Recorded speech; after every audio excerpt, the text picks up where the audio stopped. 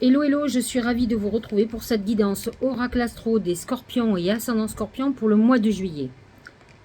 Comme le cancer est un signe d'eau, il est bien évident que pour vous, c'est une excellente période.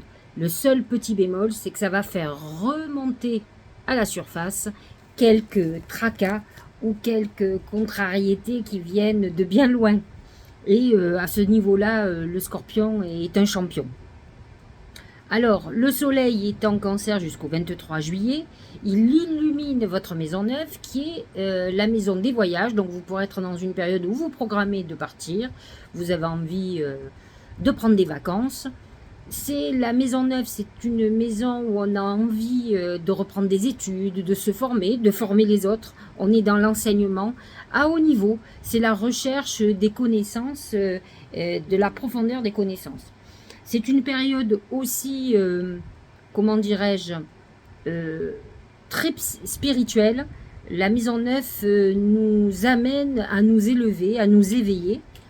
Et il se trouve que Mercure est positionné en cancer donc dans cette maison neuve jusqu'au 11 juillet. Donc effectivement, ce sont des bons moments où vous aurez envie de vous former, d'apprendre, d'élargir vos perspectives, peut-être de réfléchir à des éventualités, de partir vivre ailleurs, dans une autre région, dans un autre pays, de démarrer de nouvelles activités, de vous former. En tout cas, on part pour une nouvelle aventure et on en a envie en tout cas.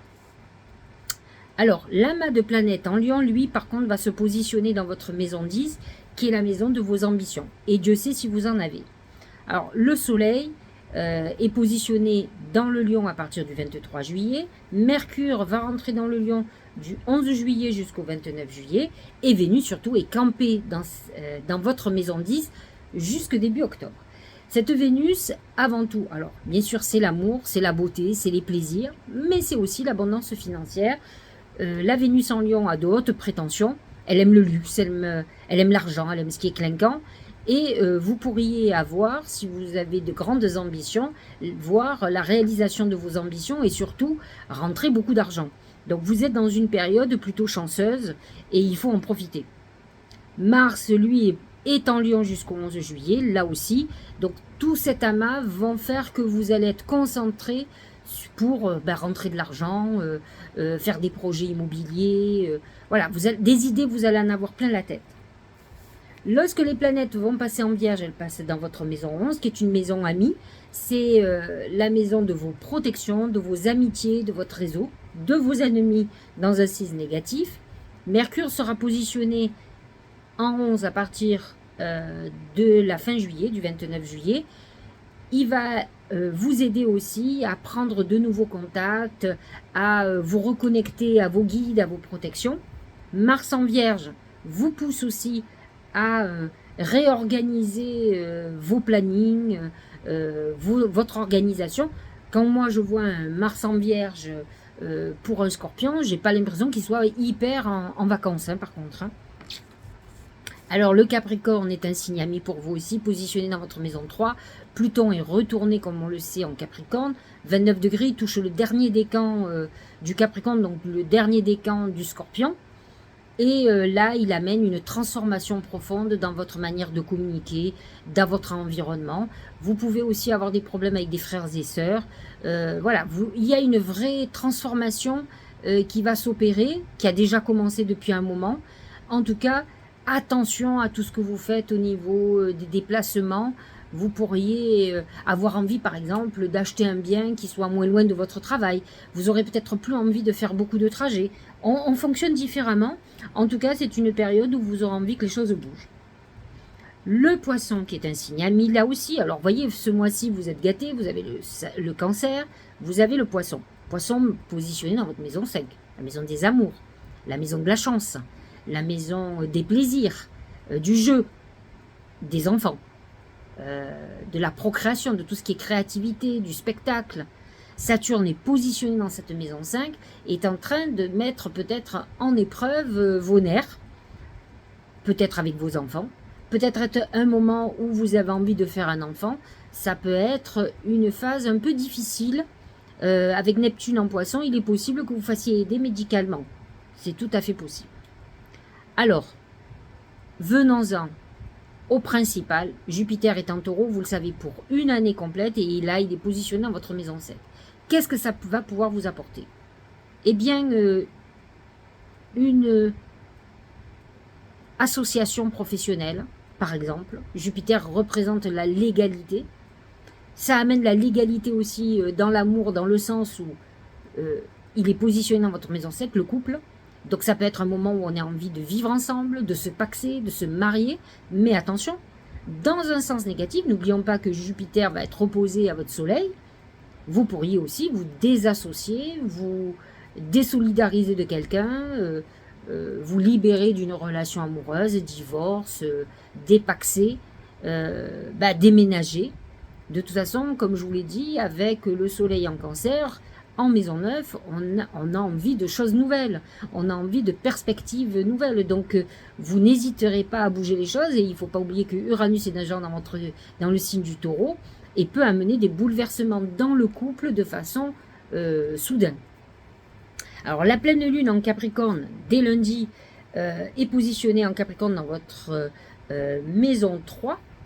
Et donc, le soleil est positionné en 9. C'est l'axe de la connaissance, de la communication, des échanges. C'est une bonne pleine lune pour faire vos vœux. Pourquoi? Parce que pendant la pleine lune, en principe, on ne fait pas de vœux, on est plutôt en nettoyage. Mais c'est un moment où vous pourriez faire vos vœux.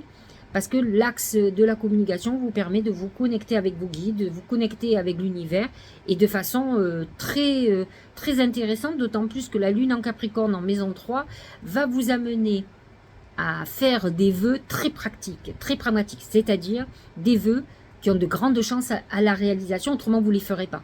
Vous n'irez pas dans quelque chose qui est complètement utopique, qui peut mettre des années, vous êtes plutôt pressé, donc vous allez faire des choses où vous savez que vous avez besoin d'un petit coup de pouce, mais que c'est du jouable. La nouvelle lune en cancer positionnée dans votre maison 9, le 17 juillet, sera à 24 degrés, va toucher plus particulièrement les derniers décans, mais elle va vous amener aussi des perspectives très importantes sur des nouveaux projets. C'est le moment de faire des vœux sur tout ce qui est nouveaux projets. Alors, nous allons voir ce que dit l'oracle magique du mar de café. C'est la bouche. La bouche qui représente les secrets. Dans un sens, donc, le message souvent est de dire, faites très attention à ce que vous racontez, à qui vous le racontez, à qui vous vous confiez. Ça peut être un moment où des gens ne gardent pas pour eux ce que vous leur avez confié. C'est les calomnies, les gens qui parlent mal de vous, qui bavardent, qui vous maltraitent, qui disent du mal de vous. Donc c'est tout ce qui est lié à la parole. Donc on a bien compris que c'est Pluton en Capricorne qui est positionné dans votre maison 3, qui est la maison de la communication, qui amène des transformations. Peut-être allez-vous faire différemment cette fois-ci, vous allez vous méfier. C'est quand même l'oracle qui fonctionne sur tout le mois. Mercure, qui est le messager de la parole, qui est quand même jusqu'au 28 juillet en Lion, communique quand même beaucoup plus sur vos ambitions. Moi, je suis d'avis de ne pas raconter à tout le monde nos projets, ce qu'on a envie de faire. C'est le meilleur moyen que les événements aboutissent, parce que quand on en parle trop, ça crée des jalousies, de la malveillance. Finalement, les gens ont toujours peur qu'on réussisse. Alors, les scorpions, vous avez tendance en plus à créer des jaloux facilement, parce qu'il y a un côté très sûr de vous, déterminé, qui peut déstabiliser les gens qui n'ont pas aussi confiance en eux et en leur vie. Et c'est vrai que l'idéal, c'est de garder pour soi. Faites attention à ce que vous dites et à qui vous le dites. La bouche représente la parole. Ça représente aussi à tout l'alimentaire, ce que l'on mange. Et c'est vrai qu'avec le cancer qui représente la nourriture, mais qui représente ce qui nous nourrit, les scorpions peuvent se nourrir de colère, de vengeance. Alors, les scorpions, quand ils sont dans la vengeance, même le plus gentil, honnêtement, mieux vaut ne pas être l'objet de sa vengeance. Ils ont du mal à lâcher prise. Donc, attention à ce qui vous fait ruminer. De quoi vous nourrissez-vous? Si c'est de colère, de haine, d'envie, de jalousie, c'est pas bon pour vous. Ça va amener des événements au mois de juillet très négatifs qui sont les conséquences de tout ça. Donc, à vous de lâcher prise, de dire que la vie se charge de tout le monde, vous verrez bien. Et surtout, ne regardez pas en arrière, avancez. Occupez-vous. En fait, il faut comprendre qu'on a le pouvoir, on a un pouvoir sur notre vie et beaucoup moins un pouvoir sur les autres. Vous pouvez intervenir sur la vie des autres en leur mettant des bâtons dans les roues, en faisant des actes malveillants. Moi, je suis pas pour ça, c'est pas ma nature. Vous allez prendre un retour de bâton pour rien. Alors que si vous mettez toute votre énergie dans des actions pour vous, pour avancer, pour évoluer, ça sera beaucoup plus productif. Mais ça n'engage que moi, vous verrez. Au niveau professionnel, c'est l'ours. L'ours, c'est la colère, je suis en colère. Mars est en Lion jusqu'au 11 juillet. Vous pouvez être très en colère sur tout ce qui est professionnel et financier. Vous pouvez protéger aussi quelque chose. Vous vous sentez trahi, peut-être par un associé ou une associée, un collaborateur, quelqu'un qui travaille avec vous. Souvent, vous savez, on est trahi par ceux qu'on a aidés. Et qui, en fait, je ne vous dirai pas le proverbe qu'il y a chez nous en Provence, mais on dit, en gros, si tu fais du bien à Bertrand, il te le rend en te trahissant, on va dire. Ça sera beaucoup plus poli. Donc c'est vrai que vous pouvez être très en colère, très remonté. Mars est une bonne énergie si vous la mettez à la construction, à l'énergie, à la bravoure. Mais effectivement, ça peut être une énergie destructrice si vous la mettez à la colère. Et c'est vrai que le lion peut être très colérique, très emporté, et le scorpion aussi. Voilà pour tout ce qui est professionnel et financier. Voyons ce que dit l'oracle pour l'amour. C'est le singe. Le singe, c'est le jeu, la roublardise. Donc, Vénus est en Lion. On le sait, dans votre maison 10, on peut être dans une période un peu intéressée. Il y a le scorpion représente l'argent, les gains et les pertes financières. C'est très important pour lui, en tout cas pour son équilibre, comme le taureau d'ailleurs. Mais vous pouvez utiliser peut-être vos charmes pour obtenir ce que vous voulez. Vous aurez peut-être besoin de quelqu'un qui vous gâte ou qui vous aide. Faites attention au jeu. Vous pouvez être dans une période où vous avez envie de beaucoup dépenser et peut-être vous faire aider financièrement parce que vous avez tendance à dépenser. Dites-vous qu'à un moment donné, on est toujours dépendant des autres et quand on a besoin des autres. À vous de faire très attention.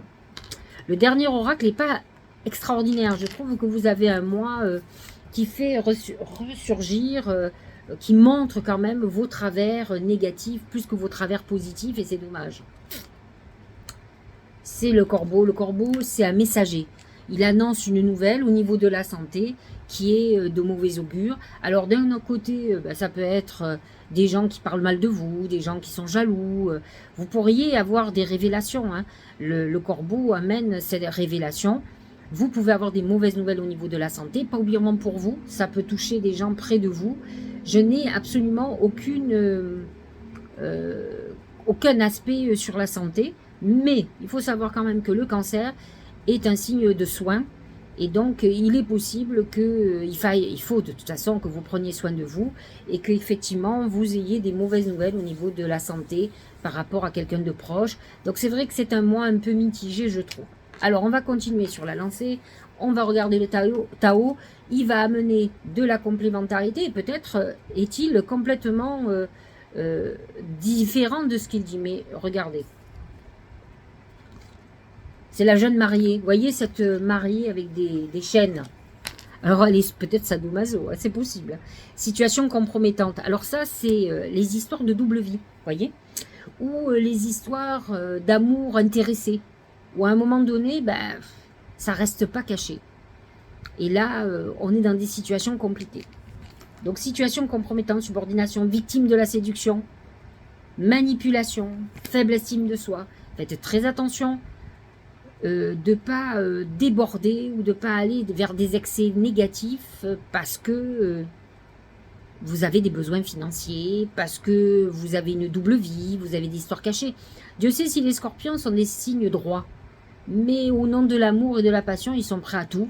Et donc, vous pourriez vous trouver dans une situation très délicate. Je vous l'ai dit, vous n'avez pas le mois idéal et la bouche révèle des choses cachées. Donc, si vous êtes dans une situation de double vie, attention, attention. Vous allez être gaulé. Je préfère vous le dire.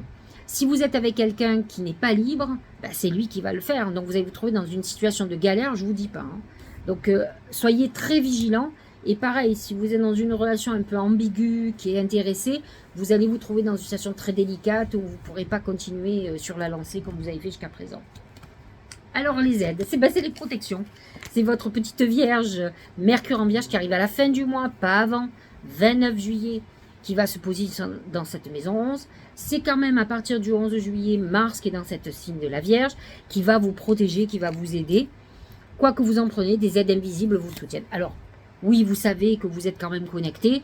Je pense que le Scorpion le sait, il est son propre ennemi. Vous avez tendance à vous mettre dans des situations de galère, mais à cause de vous, pas à cause du voisin. Pas obligatoirement à cause des malveillances, parce que vous savez déclencher des foudres tout autour de vous. Et pourtant, vous êtes hyper connecté, vous êtes protégé. Vous le savez, Pluton dans votre maison 3, c'est souvent la connexion à des défunts, des gens, et puis vous êtes un signe lié à la mort. Donc effectivement, souvent, vous avez des belles connexions avec des défunts. Et là, heureusement pour vous, vous avez un garde-fou, des protecteurs qui sont là. Moi, je serais vous, je travaillerai bien pendant les 2 lunes, le 3 juillet et le 17 juillet, pour demander de l'aide. C'est le bon moment, surtout la nouvelle lune, même la pleine lune. Demandez de l'aide parce que vous risquez de vous trouver dans des situations de galère. Dernier message, c'est récolter. Alors moi, j'ai envie de vous dire, comme je dis toujours quand il y a récolte, on pense toujours à la récolte des choses bonnes. Alors bien sûr, si vous avez eu, alors on va partir sur 2 choses. Si vous avez beaucoup travaillé, que vous êtes donné à fond, comme ils savent le faire, comme vous savez le faire, vous allez récolter les fruits de vos efforts. Ça, c'est sûr. Maintenant, si vous avez récolté, si vous avez semé la tempête, les discordes, la haine, la colère, croyez-moi, vous allez vous prendre un tsunami. C'est je récolte ce que j'ai semé. Donc, à vous de réfléchir à ce que vous avez envie de récolter. Maintenant, si c'est trop tard, ben, vous avez intérêt à vous tenir au bastingage, parce que ça va être très difficile. Ça l'a fait un moment que tu sèmes et travailles dur pour mener à bien tes projets. Donc ça, c'est le côté positif. Le temps de la récolte étant fait arriver, tu vas pouvoir savourer ces moments tant attendus et pour lesquels tu as tant travaillé. C'est tellement bon de récolter le fruit de nos efforts. Vous vous mettez dans un régime, vous avez souffert, vous faites du sport, vous faites beaucoup de sport parce que vous voulez faire une compétition et vous réussissez. Vous travaillez dur et vous voyez que vos comptes en banque se gorgent d'argent. Vous pouvez payer des choses pour vos proches, pour vous. C'est ça la récompense. Vous donnez beaucoup et vous récoltez. Alors c'est sûr que quand vous donnez beaucoup et que vous ne récoltez pas grand-chose, c'est qu'il y a un souci quelque part. Peut-être vous n'êtes pas lucide. Maintenant, quand vous savez, parce que ça vous savez faire aussi, vous distillez du venin, de la discorde, de la jalousie, le retour de bâton est cher payé, mais bon, vous savez comment ça fonctionne, mais peut-être n'arrivez-vous pas à aller contre votre mauvaise nature, et c'est vrai que c'est un des proverbes du Scorpion, qui finalement, il est ce qu'il est, et c'est dommage. Je vous l'ai déjà dit, je le pense. Moi, j'ai eu un papa Scorpion, ascendant Scorpion, j'ai le Scorpion qui est dans mon karma passé, pas obligatoirement en positif d'ailleurs. Mais donc, du coup, j'attire beaucoup les scorpions. Et puis, je suis vierge. Donc, les vierges sont très connectées avec les scorpions. Mais je trouve que c'est dommage de laisser vivre que votre mauvaise nature, alors que vous avez beaucoup de talent, de capacité, de résilience. Mon Dieu, que les scorpions sont résilients. Ils savent se battre. Ils savent travailler sur plusieurs fronts. Donc, vous méritez de récolter. Mais essayez de ne pas perdre de l'énergie, justement, dans des choses futiles. Qui fait que si vous croyez en certaines choses, vous savez que la justice divine s'appliquera, non pas quand vous avez décidé, mais quand ça sera le moment pour la personne. Alors c'est vrai qu'entre-temps, il y a des gens qui sont terribles, qui sont comme la peste, et qui voudraient mieux voir, ne plus voir. Mais c'est comme ça. C'est la vie qui décide à notre place et pas qu'en nous. Ou alors prenez un revolver et vous tuez et on n'en parle plus. Mais je vois pas l'intérêt de faire de la prison pour des gens malveillants. Voilà. Je vous ai tout dit, je vous souhaite un très bon mois de juillet. Accrochez-vous, ça va pas être simple. À très bientôt.